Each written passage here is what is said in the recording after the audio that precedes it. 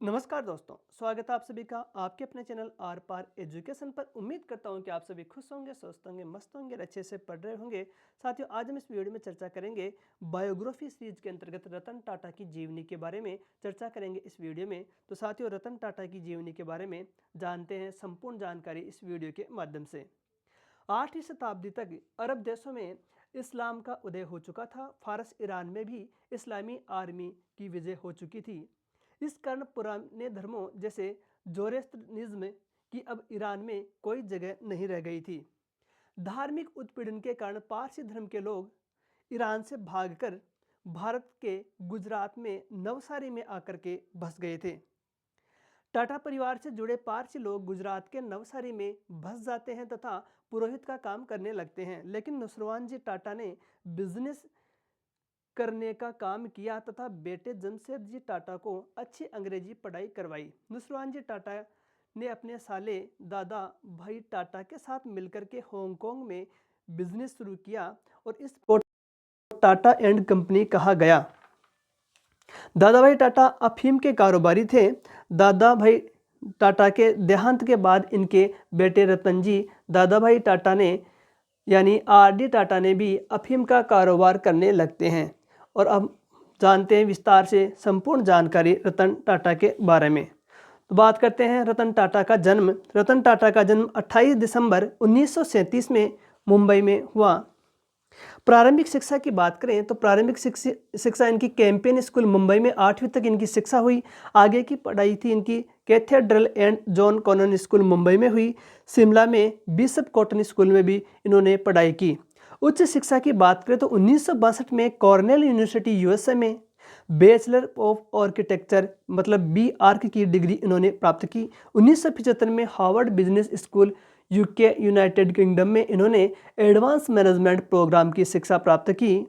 Tata sons के chairman मार्च 1991 में नियुक्त होते हैं।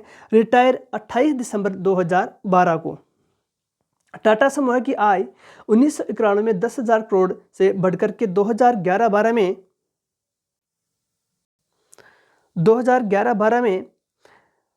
10,009 बिलियन हो जाती है। टाटा के मुख्य अधिग्रहण की बात करें तो टाटा समूह के द्वारा अनेक कंपनियों के अधिग्रहण किए गए थे। सन 2000 में 450 मिलियन अमेरिकी डॉलर से इन्होंने टेटली का अधिग्रहण किया। 2007 में 6.2 बिलियन पाउंड में इन्होंने कोरस का अधिग्रहण किया। 2008 में 2.3 बिलियन डॉलर में इन्होंने जगुआर लैंड रोवर का अधिग्रहण किया। तो साथियों, ये थे इनके प्रमुख अधिग्रहण। अब बात कर लेते हैं रतन टाटा के बारे में। साथियों, टाटा समूह की कंपनियां लगभग 100 से ज़्यादा कंपनियां हैं और 100 से ज़्यादा देशों में फैली हुई है।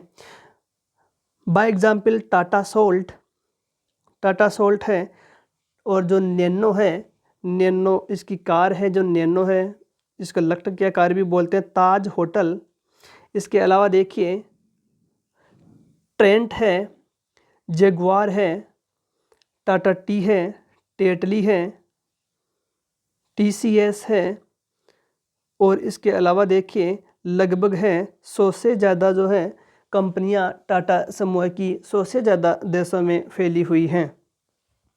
बात कर लेते हैं इसके बारे में जो रतन टाटा है। रतन टाटा को सम्मान है भारत का दूसरा सर्वोच्च नागरिक सम्मान, इन्हें पद्म विभूषण दिया गया। इनका निधन 9 अक्टूबर 2024 को हुआ। इनका निधन है 9 अक्टूबर 2024 को हो गया था। बात कर लेते हैं अब इनके जो है किस प्रकार से टाटा ग्रुप को शिखर पर लेकर गए। टाटा स्टील के शॉप फ्लोर पर इन्होंने काम करना शुरू किया था करियर के शुरुआत में। IBM का प्रस्ताव ठुकराया। टाटा स्टील में ब्लास्ट फर्नेल संभालने से शुरुआत की। पहले आयोडीन नमक टाटा नमक देश का नमक के साथ नमक इंडस्ट्री में क्रांति लाए। एयर इंडिया के चेयरमैन बने, टाटा इंडस्ट्रीज के चेयरमैन बने, टाटा ग्रुप के चेयरमैन बने। फोर्ड ने टाटा मोटर्स को खरीदने से मना किया। पद्म भूषण से सम्मानित। TCS स्टॉक एक्सचेंज पर लिस्ट हुई। टाटा स्काई के साथ DTH स्पेस में एंट्री की। जैगवार और लैंड रोवर का अधिग्रहण किया। पद्म विभूषण से सम्मानित हुए रतन टाटा ने सबसे सस्ती कार नैनो 1 लाख रुपए में लॉन्च की। हार्वर्ड बिजनेस स्कूल को एग्जीक्यूटिव सेंटर के लिए $50 मिलियन का दान दिया। टाटा ग्रुप का चेयरमैन का पद छोड़ा। IIT बॉम्बे को R&D बनाने के लिए सबसे ज़्यादा 95 करोड़ रुपए दिए। 69 साल बाद एयर इंडिया टाटा ग्रुप पर वापस आ गई। इस प्रकार से ये इनका जीवन क्रम और कौन कौन सी उपलब्धियां इन्होंने हासिल की। देन आफ्टर हम देख लेते हैं साथियों, कौन संभालेगा टाटा की विरासत। तो टाटा जो कंपनीज़ हैं उनकी विरासत कौन संभालेगा, तो इससे पहले हम जान लेते हैं टाटा परिवार किस प्रकार से। देखिए, सबसे पहले हैं जमशेदजी टाटा। जमशेदजी टाटा हैं, जमशेदजी टाटा, इनके उत्तराधिकारी हैं दोराबजी टाटा और रतनजी टाटा। इनका जो फैमिली चार्ट है, सबसे पहले हैं जमशेदजी टाटा, जिनके 2 बेटे थे। एक का नाम था दोराबजी टाटा, जिनकी शादी मेहरबाई के साथ हुई, इनके कोई बच्चे नहीं थे। दूसरे हैं रतनजी टाटा, जो आप देख पा रहे हैं, इनकी जो शादी है सुन्नी या कह सकते हैं नवजबाई के साथ हुई, इनके भी कोई बच्चे नहीं थे। मतलब जमशेदजी टाटा के 2 पुत्र थे, दोनों ही मतलब दोनों की कोई संतान नहीं थी। देन आफ्टर देख लेते हैं साथियों रतन टाटा। रतन जी दादा भाई टाटा, जो रतन जी दादा भाई टाटा हैं, रतन जी दादा भाई टाटा हैं, इन्होंने नवल टाटा को गोद लिया। इन्होंने नवल टाटा को गोद लिया था। नवल टाटा को गोद लिया था। नवल टाटा की 2 शादियाँ हुई है, मतलब कह सकते हैं 2 पत्नियाँ थी। एक का नाम था सुन्नी और दूसरी थी सिमोन। सुन्नी टाटा और सिमोन टाटा, इनकी 2 पत्नियाँ थी।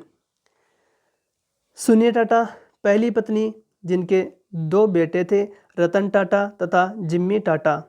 दोनों ही कुंवारे थे, रतन टाटा भी और जिम्मी टाटा भी।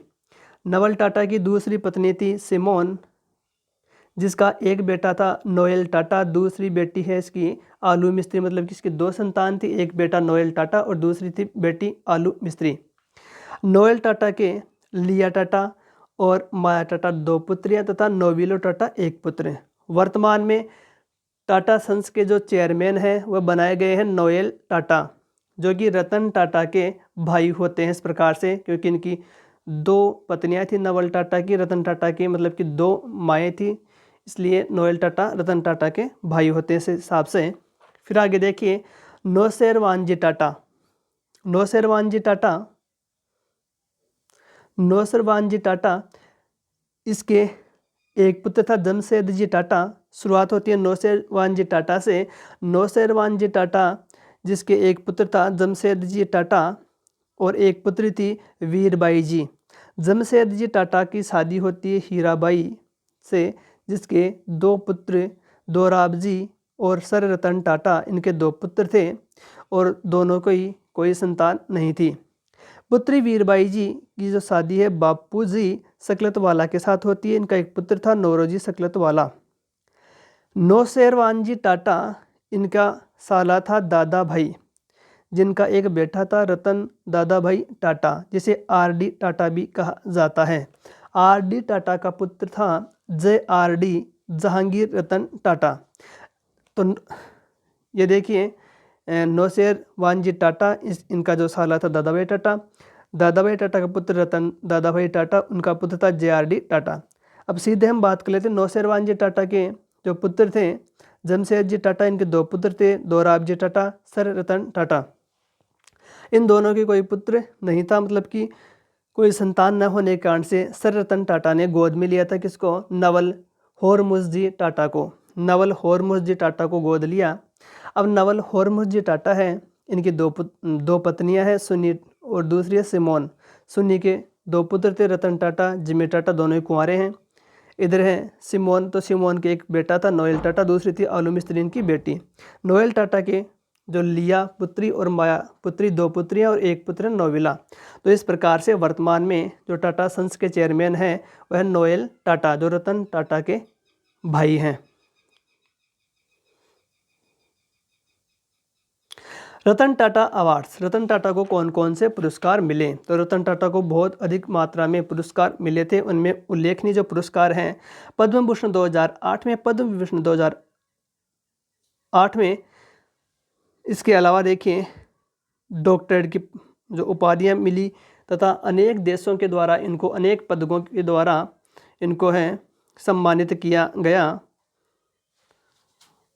आगे देखिए साथियों, इसमें है डॉक्टरशिप की बहुत सारी है इनको उपाधियां अनेक यूनिवर्सिटीज़ के द्वारा दी गई थी। शांति के लिए व्यापार पुरस्कार 2010 में देखिए डॉक्टरेट की उपाधियां बहुत अधिक मात्रा में इनको दी गई थी। असम वैभव का पुरस्कार है असम सरकार के द्वारा 2021 में इनको प्रदान किया गया। रतन टाटा फैमिली वृक्ष जो हमने अभी आपको समझा दिया है।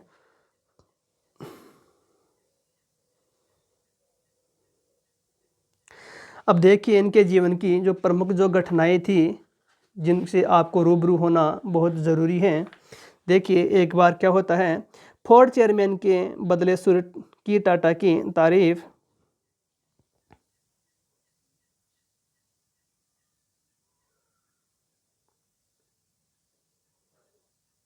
फोर्ड कंपनी के चेयरमैन ने रतन टाटा का किया अपमान।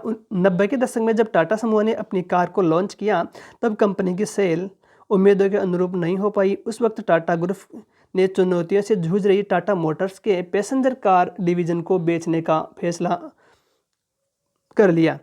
इसके लिए रतन टाटा ने अमेरिकन कार निर्माता कंपनी फोर्ड मोटर्स के चेयरमैन बिल फोर्ड से बात की। बातचीत के दौरान बिल फोर्ड ने उनका मजाक उड़ाते हुए कहा था कि तुम कुछ जानते नहीं, आखिर तुमने पैसेंजर कार डिवीज़न शुरू ही क्यों किया जब आपको नॉलेज नहीं है किसी चीज़ के बारे में, जिस व्यापार के बारे में आपको समझ और जानकारी नहीं है उसमें आपने इतना पैसा ही क्यों लगा दिया। ये कंपनी खरीद कर हम आप पर एहसान कर रहे हैं, बिल फोर्ड ने ऐसा कहा। फोर्ड के चेयरमैन के इन शब्दों से रतन टाटा बहुत आहत हुए। उन्होंने इसे जाहिर नहीं किया। इसके बाद उन्होंने पैसेंजर कार डिवीज़न बेचने का अपना फैसला टाल दिया और अपने अंदाज में उनसे अपना बदला लिया। तो साथियों होता क्या है कि एक बार है रतन टाटा घूमने जाते हैं और वहाँ पर देखते हैं कि एक मोटरसाइकिल के ऊपर है पति पत्नी और उनके 2 बच्चे हैं। वह जा रहे होते हैं और बारिश में भीग रहे होते हैं। तो उनको देख करके रतन टाटा ने मन बनाया था कि हम कम से कम रुपए में 4 व्हीलर लॉन्च करेंगे। तो ये देखते हुए उन्होंने टाटा नैनो को लॉन्च किया था और टाटा नैनो की जो मार्केटिंग है अच्छी तरह से नहीं हो पाई, जिस कारण से ये उनका आइडिया है फेल हो जाता है। लोग कम पैसे में इतनी अच्छी है 4 व्हीलर खरीदना स्वीकार नहीं करते हैं। तो साथियों इसके बाद में देखिए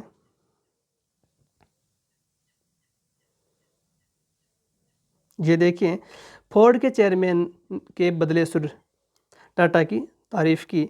अपने अपमान का बदला लेने के लिए रतन टाटा ने बिना कुछ कही ऐसी स्थिति पैदा कर दी जिससे फोर्ड चेयरमैन को अपना सुर बदलना पड़ा। मुंबई में रतन टाटा के ऑफर को स्वीकार करते हुए फोर्ड चेयरमैन बिल फोर्ड ने वही बातें अपने लिए कही जो उन्होंने रतन टाटा का अपमान करते हुए कही थी। उस दौरान उन्होंने रतन टाटा को धन्यवाद करते हुए कहा कि आप जैगुआर और लैंड रोवर सीरीज को खरीदकर हम पर बड़ा एहसान कर रहे हैं। टाइम बदलता है और रतन टाटा है उसी कंपनी का अधिग्रहण कर लेते हैं जिनको बेचने के लिए वो जाते हैं।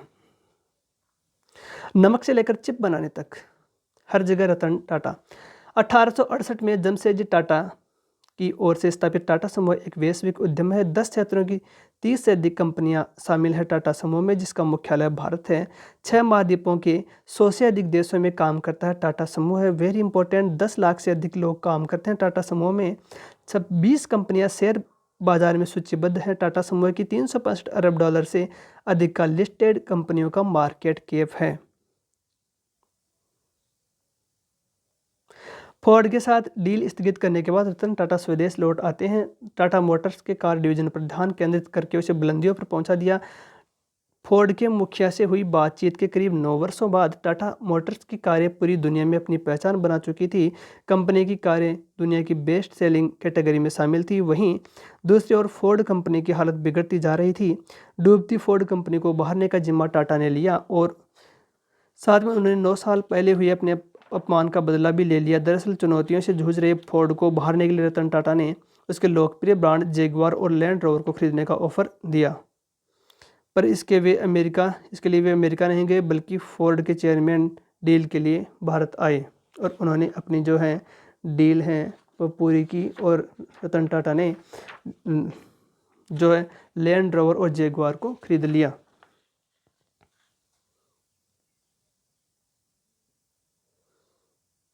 टाटा स्टील की भट्टी में चूना पत्थर डालने का काम किया। अमेरिकी तकनीकी दिग्गज आईबीएम के साथ नौकरी की पेशकश के बावजूद रतन टाटा ने भारत लौटने का फैसला किया और टाटा स्टील के साथ अपना करियर शुरू किया। उनके परिवार के सदस्य कंपनी के मालिक थे, पर उन्होंने एक सामान्य कर्मचारी के तौर पर कंपनी में काम करना शुरू किया। उन्होंने टाटा स्टील के प्लांट में चूना पत्थर को भट्टियों में डालना जैसा भी काम किया। तो ये थे रतन टाटा। रतन टाटा का सफ़रनामा। 1937 रतन टाटा का जन्म मुंबई में होता है। 1955 में आर्किटेक्चर और इंजीनियरिंग की पढ़ाई के लिए अमेरिका जाते हैं। 1962 में टाटा इंडस्ट्रीज़ में बतौर सहायक टाटा समूह में शामिल होते हैं। 1974 में टाटा सन्स के बोर्ड में निदेशक के रूप में शामिल हुए। 1981 टाटा इंडस्ट्रीज के अध्यक्ष के रूप में नियुक्त हुए। 1986 से 1989 एयर इंडिया के अध्यक्ष के रूप में कार्य किया। टाटा सन्स के अध्यक्ष और टाटा ट्रस्ट के अध्यक्ष बने 1991 में। 2008 में भारत सरकार ने पद्म विभूषण से सम्मानित किया।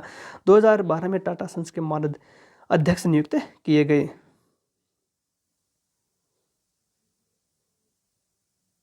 इसके अलावा देखिए जो है इम्पोर्टेंट आपके लिए जानना ज़रूरी, देखिए साथियों इम्पोर्टेंट जो है आपके लिए जानना ज़रूरी वो चीज़ें हम आपके साथ शेयर करेंगे। लेक में जो कंपनी है टाटा समूह ने शुरुआत की थी। बहुत सी कंपनीज़ हैं जिनका शुरुआत है टाटा कंपनी के द्वारा की गई थी। देखिए जे.आर.डी. टाटा की बहन थी सिल्ला टाटा।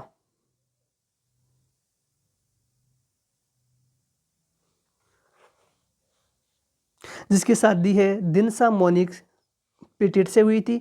दिनसा मोनिक पिटिट की बहन थी रतनबाई। दिनसा मोनिक पिटिट की बहन रतनबाई ने मोहम्मद अली जिन्ना से शादी की थी। जिन्ना व रतनबाई की बेटी डिन्ना जिन्ना की शादी बॉम्बे डाइंग के चेयरमैन नेवले वाडिया से हुई थी। इनके बेटे थे नुस्ली वाडिया। जे.आर.डी. टाटा नुस्ली वाडिया को उत्तराधिकारी बनाना चाहते थे, लेकिन वाडिया ने यह कहकर जिम्मेदारी लेने से मना कर दिया कि वो वाडिया हैं, कभी भी टाटा नहीं हो सकते।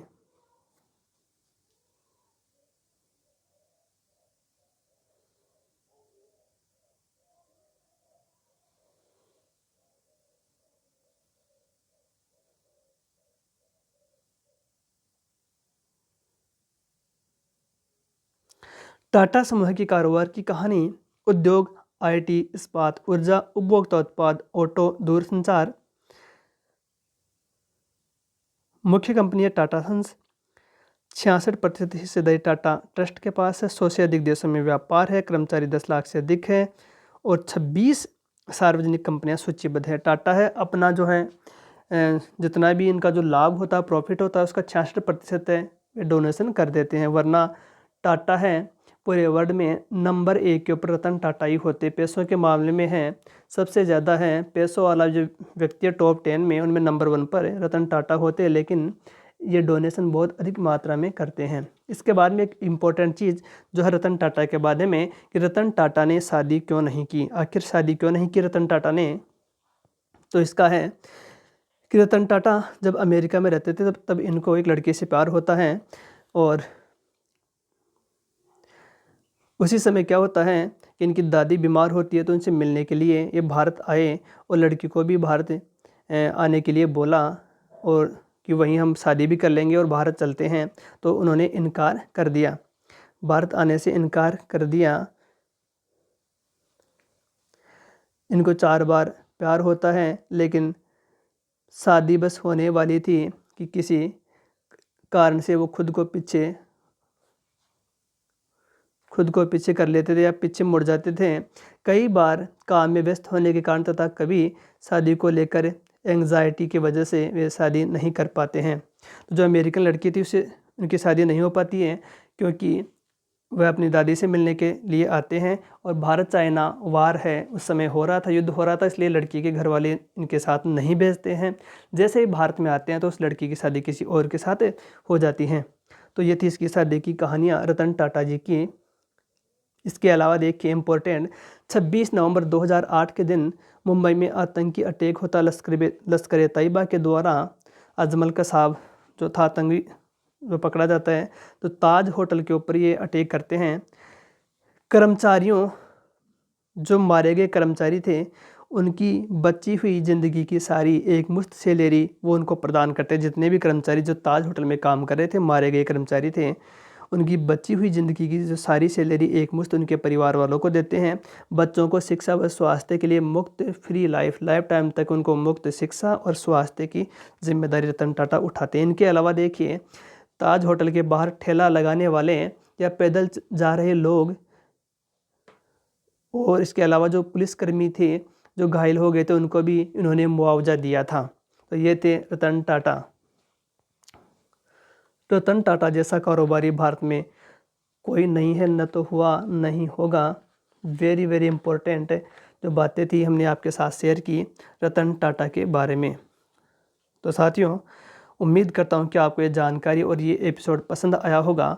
भारत के लेजेंड रतन टाटा को अभी तक भारत रत्न नहीं मिला था, लेकिन ये भारत रत्न थे और भारत रत्न इनके सामने काफ़ी फीका नज़र आता है। इनकी जो उपलब्धियों को देख करके, इनके जीवन को देख करके जो रतन टाटा को है भारत रत्न तो आज से 10-15 साल पहले ही दे दिया जाना चाहिए था।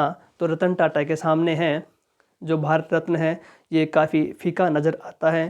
तो इनकी उपलब्धियों के सामने जो भारत रत्न है काफ़ी फीका व काफ़ी छोटा नज़र आता है। तो साथियों, हमें इनके जीवन से प्रेरणा लेनी चाहिए कि रतन टाटा है।